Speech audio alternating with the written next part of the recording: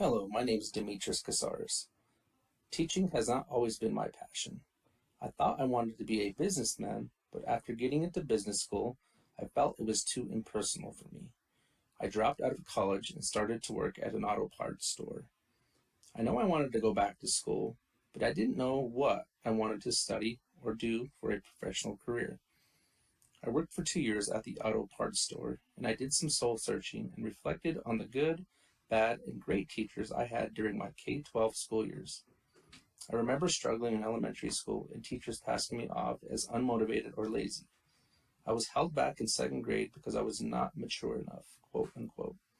I even had one teacher in fourth grade put me behind three tall filing cabinets and keep me there for most of the year. Up to this point, I did not like school very much and became a very reluctant learner. Until my fifth grade year, I had Mr. Glover as my interventionist teacher. Mr. Glover was a strict teacher, but fair. He got to know me and my interest. I remember one time in class, he had a newspaper on his desk, and it was open to the sports page.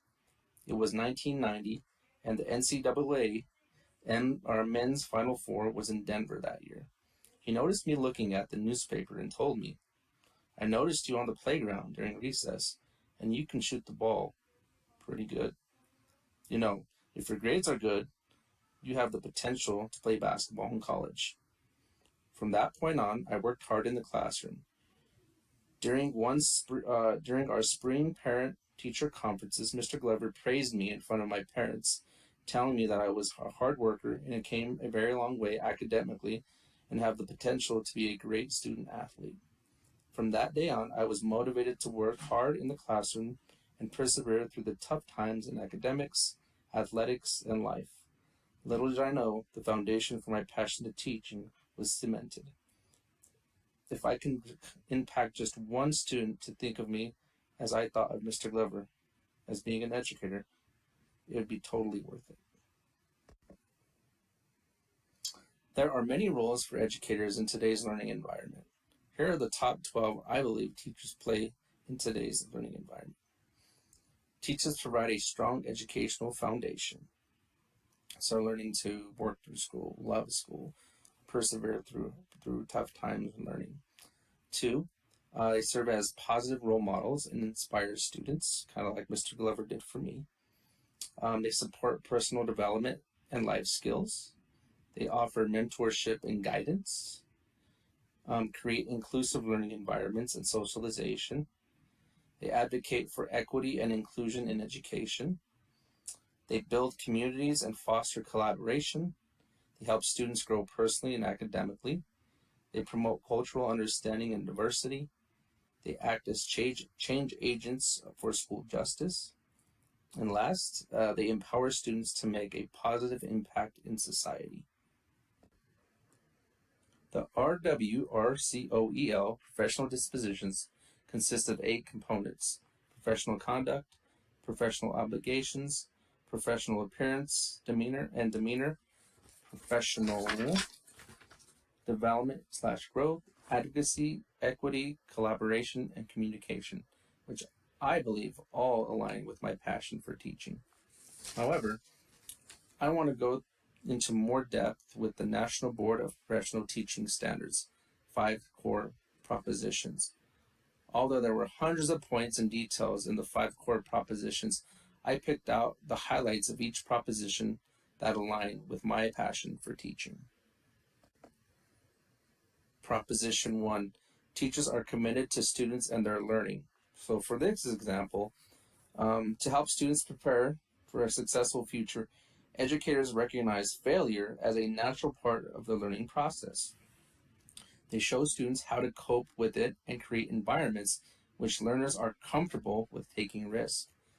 Through failure, children and young adults can attain perseverance and resilience, which will help them achieve their potential. Proposition 2, teachers know the subjects they teach and how to teach those subjects to students. So accomplished teachers help students develop a critical mindset, which is important. Through inquiry, students search for problems, patterns, and solutions making discoveries and advancing in their own learning. Accomplished teachers also model those processes for students, showing them how to pose problems and work through alternate solutions, as well as how to examine the answers in others had found similar problems. Posing and solving problems is central to the development of true understanding. That process moves students far beyond the rote memorization of facts. Proposition 3.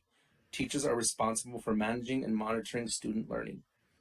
Motivating students doesn't always mean that accomplishments make learning fun. Learning can be difficult work. Teachers must know how to encourage their students in the face of serious challenges and provide them with support as they push themselves to new physical, affective, and intellectual planes.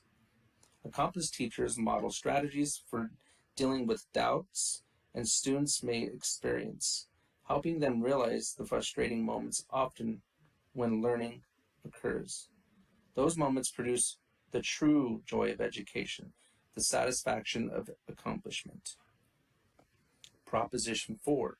Teachers think systemically about their practice and learn from experience.